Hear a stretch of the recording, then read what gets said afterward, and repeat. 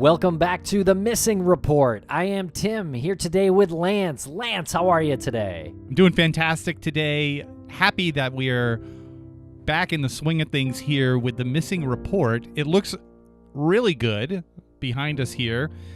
Kind of gives me a Unsolved Mysteries update feel when you see the word missing and then the word report in very official looking font. Yeah, I like it. You're looking very official as well. Are you feeling official? I am feeling great. Yes, I am feeling up to the task of tackling the Missing Report here today.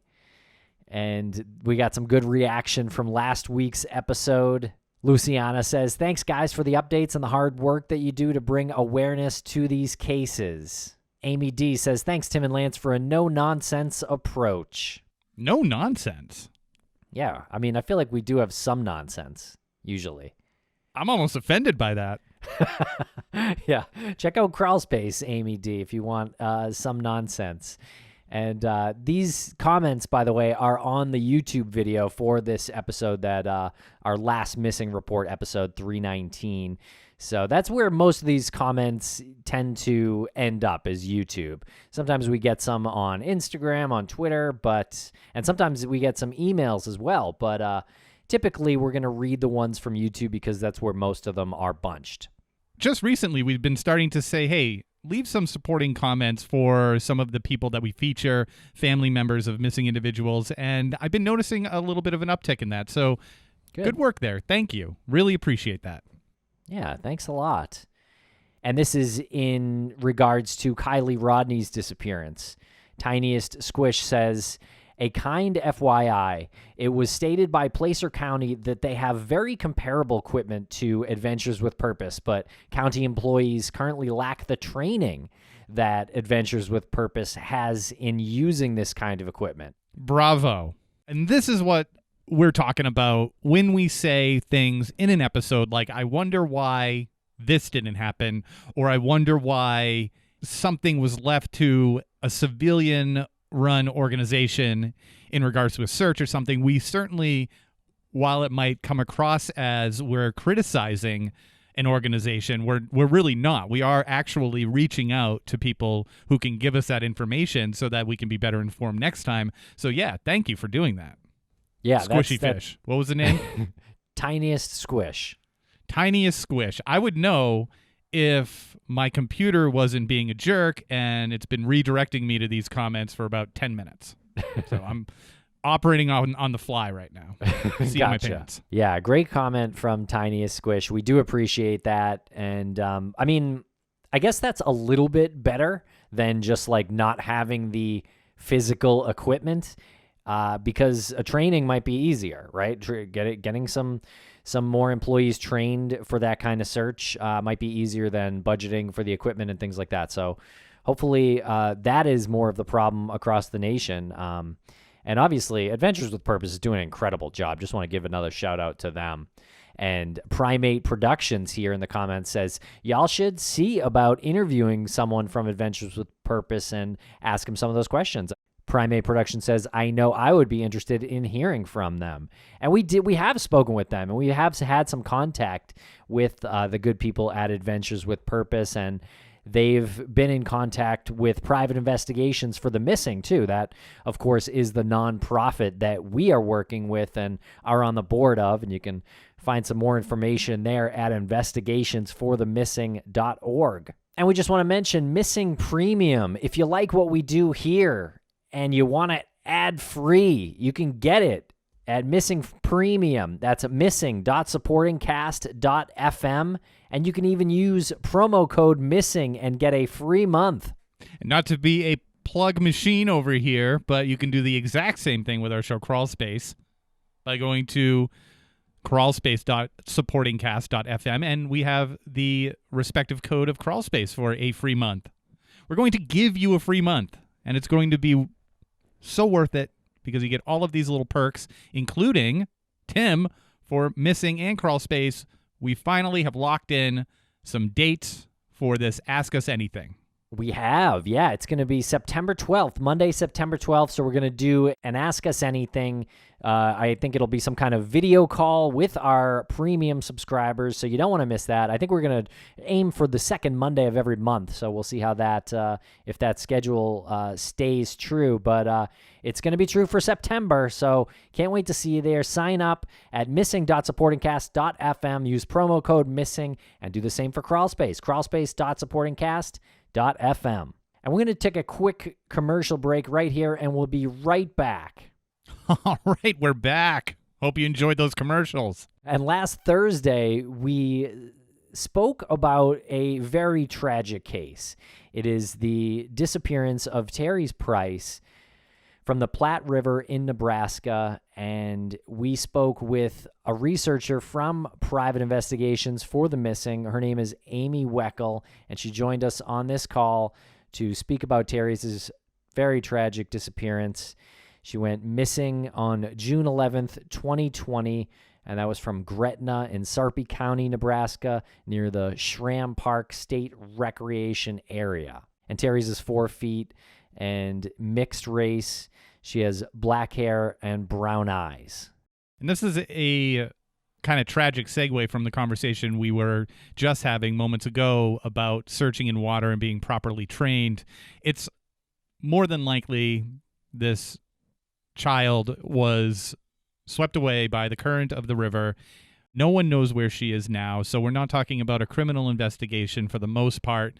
They have made some attempts to limit and restrict people from swimming in that area, which is good. That something positive like that has come from this, but Terry's body has not been found. Her parents need this to happen. So here's our call. Like, anyone who knows where to start with searching a river that has a swift current. We were very fortunate to have Amy on.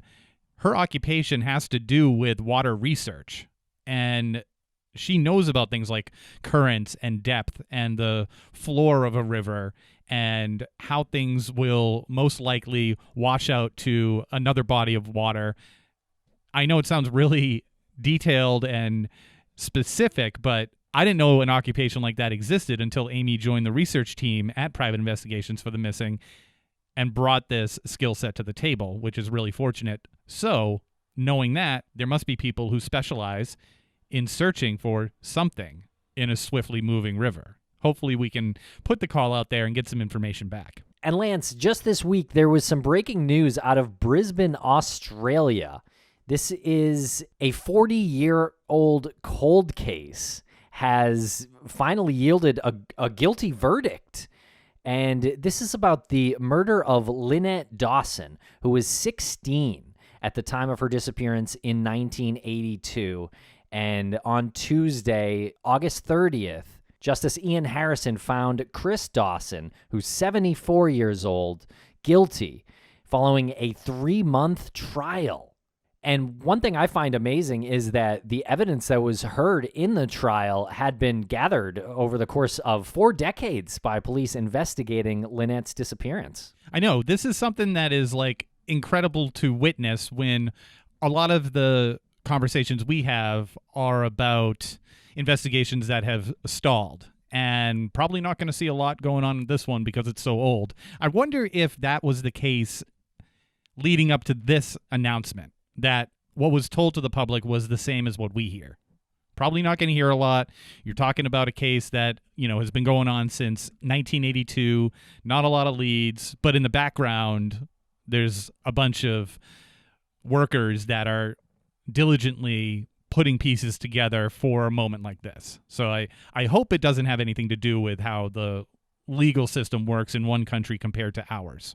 Yeah, I hear you on that. I kind of think this has a lot to do with the podcast, The Teacher's Pet. I'm not sure if Chris ever would have seen his day in court if this podcast, The Teacher's Pet, never came out. And that podcast is helmed by Australian investigative journalist Hedley Thomas. So good job there, Hedley, on bringing this case to the public, raising the visibility of this case. And it reminds me of our conversation that we had with the Without Warning women. Cheryl Wysocki leads her team, Danielle Birch and Catherine mayor.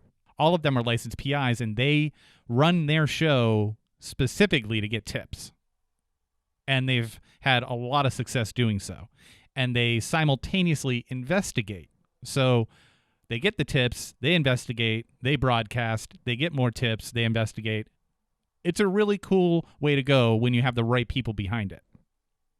And I think Hedley Thomas is right there among the right people. Yeah, absolutely. Fantastic podcast called The Teacher's Pet. So make sure to check that out. And definitely check out our interview with the lovely trio from Without Warning. And that is airing on the Crawlspace feed, so you can check that out on Crawlspace. And here's the guilty verdict read by Justice Ian Harrison. I'm satisfied beyond reasonable doubt that the only rational inference that the circumstances enable me to draw is that Lynette Dawson died on about 8 January 1982 as the result of a conscious and voluntary act committed by Mr. Dawson with the intention of causing her death. You did murder Lynette Dawson. I find you guilty. You may sit down. Yeah, I'm not too sure about the differences between how things work here in America versus Australia, but this was a judge-only trial. So I do wonder if it would have been different if there was a jury. And here in this article from CNN, it says, one by one, the judge dismissed every sighting of Lynette since 1982. So how incredible is that? Yeah, it seems like this Justice Ian Harrison really wanted to prove a point. Yeah. Really wanted to identify, I think, how long this has been going on by naming all of those moments, these sightings. And you referenced the CNN article. That's essentially what we're working off of here, written by Hilary Whiteman. And she did a really good job putting this together. Okay, so now we've seen precedent in several cases now that podcasts about missing people can lead to court, can lead to criminal trials. The Teacher's Pet, Up and Vanished, Your Own Backyard, those are just some examples. And we really hope to add Brianna Maitland and some other cases to that list at some point. Okay, Lance, and then on August 30th, 2022, in Mexico City, there was a crowd of people who commemorated International Day of the Disappeared. And this was sort of a protest that happened in Mexico City just this week.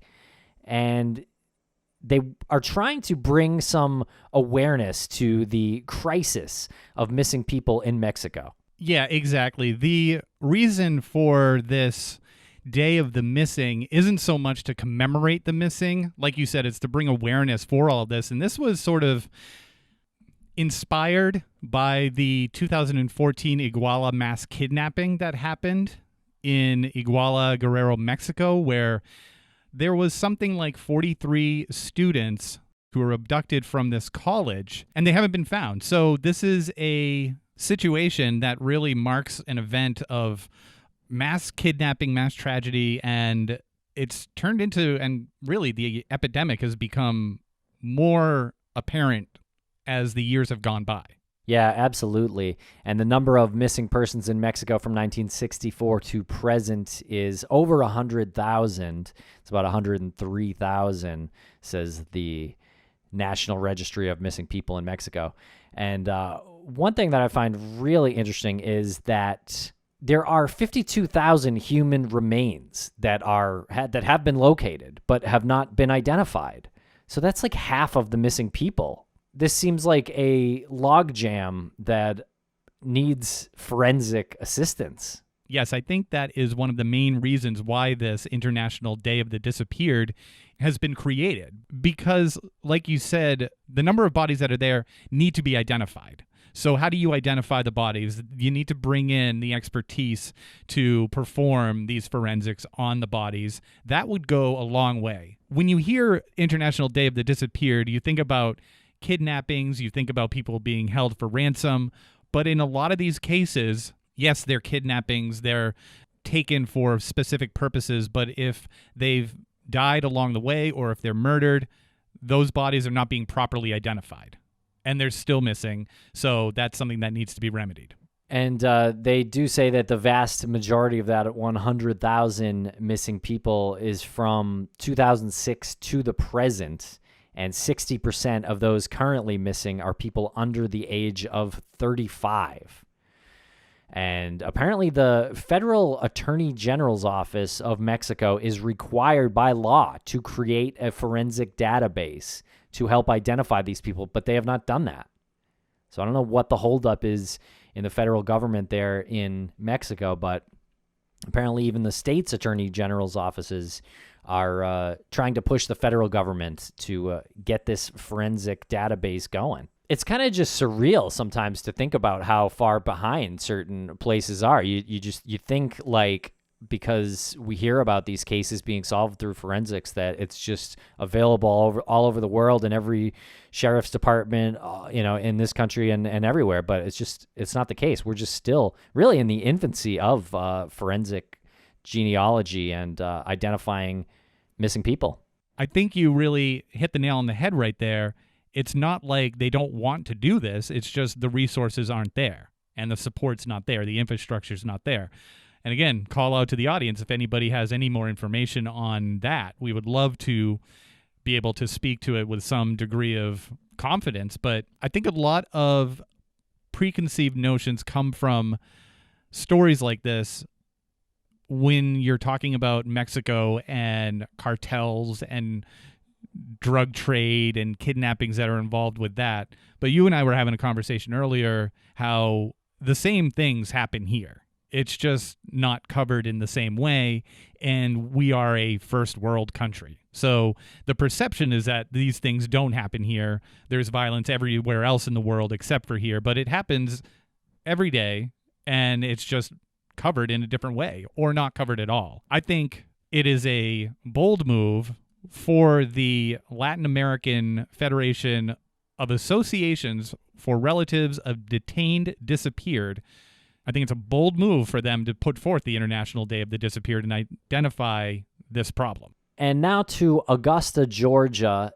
There was a woman named Krystal Anderson who was last seen outside of her home on August 20th, 2022. And her family is desperately trying to find her. Her sister, Shadria Smothers, spoke with WRDW.com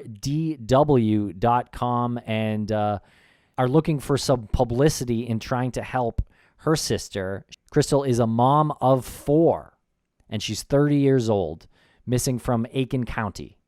And the article in which we are referencing was written by Haley Turner and published, tragically appropriately enough, yesterday on the International Day of the Disappeared, August 30th. And in addition to Krystal being missing, her boyfriend, Tony Berry, is also listed as missing. So not trying to put the pieces together that they are missing together as one particular unit, but Tony Berry has not been located as well. Yeah, this is kind of a confusing story and a confusing part. Chandria is looking for her sister, and she is missing with her boyfriend, and they are looking for her. She has 4 children. Apparently, she has had involuntary breaks in the past. Chandria says, yes, a few of those. I picked her up and brought her to North Carolina, but during those breaks, she's always had her children.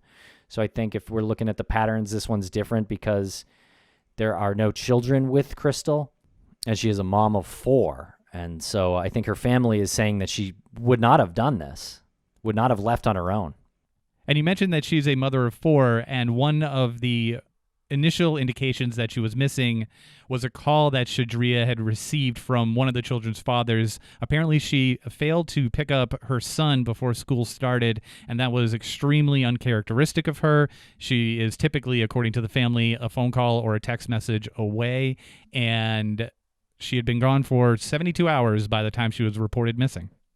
Yeah, Krystal lives in Wagoner, South Carolina, and Aiken County is handling the investigation, and Shadria is a little upset that she has not received any phone calls from Aiken County. She says not even a call of empathy.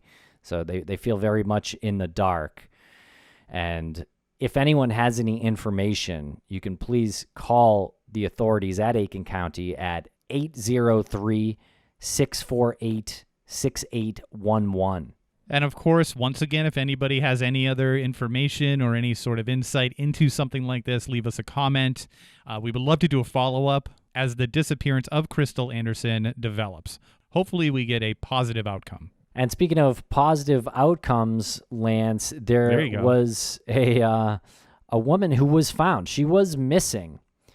Her name is Nyla Christina Tolo, and she was missing. She had last been seen on August 20th from Southington, Connecticut, but she was located in Hartford. Thank goodness, because we have so many stories about young women. This is a 19-year-old woman who was missing, and she had developmental disabilities, and we, again, see so many stories where they're never found, or years later, remains are found, and it is fantastic to hear that she's been located and, by all indications, safe.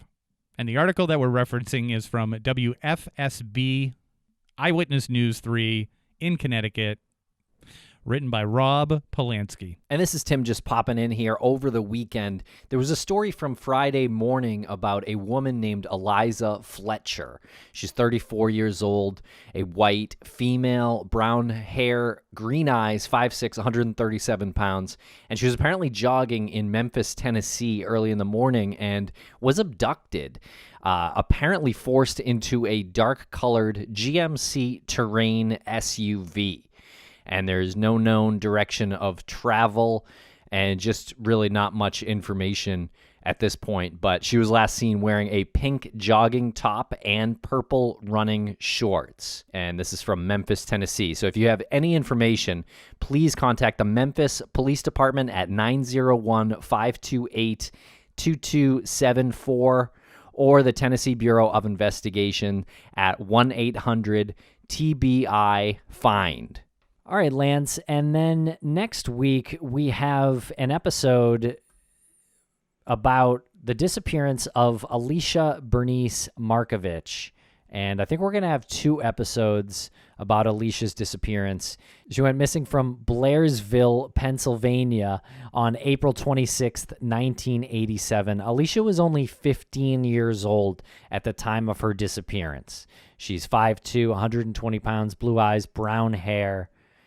And boy, this is a not that any of these cases aren't tragic, Lance, but boy, this one has certain elements to it that are extremely tragic and aggravating. I think I used the word aggravating because I couldn't think of another word when we were recording this. And speaking with Jennifer Amell on this disappearance of Alicia Markovich, it's aggravating because you kind of know what happened. And you understand that they had limited resources back in 1987, and had this happened today, it probably would have a different outcome. I think this was about as opinionated as we have been on a public feed. And I am very much looking forward to our Hidden Opinion segment on the subscription feed of Missing, because there's a lot of feelings here in regards to what happened to Alicia, her father, etc. And I cannot wait to just lay it all on the table. And we also spoke with Alicia's childhood friend, Lori. And so that interview is going to be coming to the air, to the Missing feed soon as well. Really just adds some layers to the tragedy of Alicia's disappearance. And I think what was interesting when we spoke with Lori was that she's not approaching it from an investigator standpoint. She's approaching it as a friend who is currently identifying all of the good that putting her face out there, her voice, her stories about Alicia out there, all of the good that can come of that. So she's getting sort of her feet wet in all of this, dipping her toe in the whole thing. She's never done it before. And I, again, encourage people, after you hear that, go to YouTube, maybe give her some advice on things that you've seen other guests do, other people who advocate for missing people.